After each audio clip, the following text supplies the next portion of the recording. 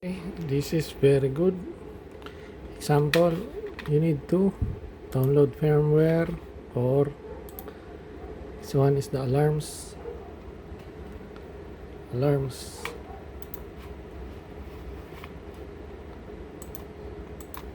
exit, and then this one you need to connect this one during online. You need to scan this one, and then LAN card only. After that, this is the router,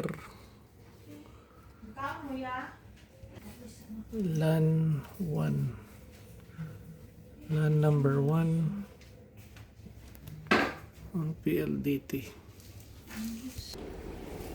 After that,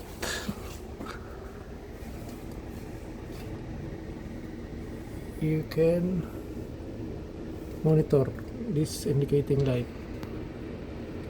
Yun.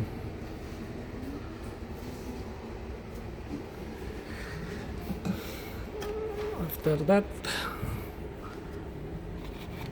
can go to configuration and network. Okay, there is lots of setting here, but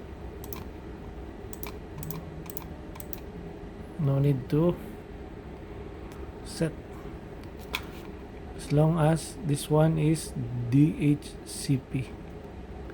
Okay, DHCP, and then this one DHCP.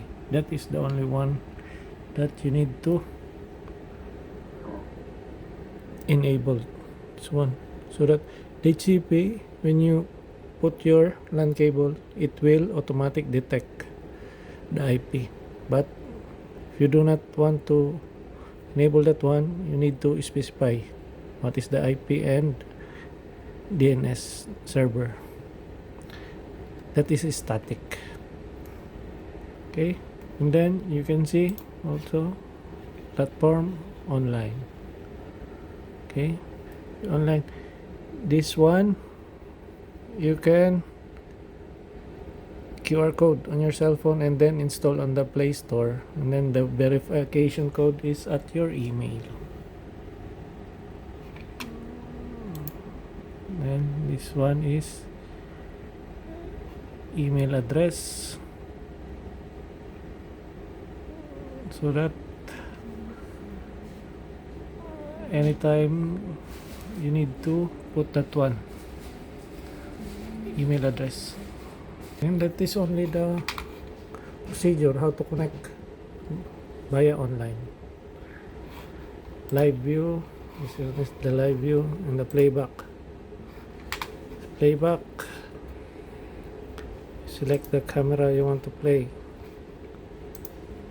1, 2, 3, as you can see.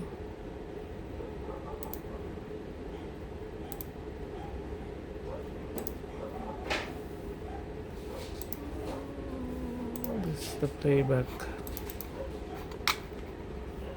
Okay.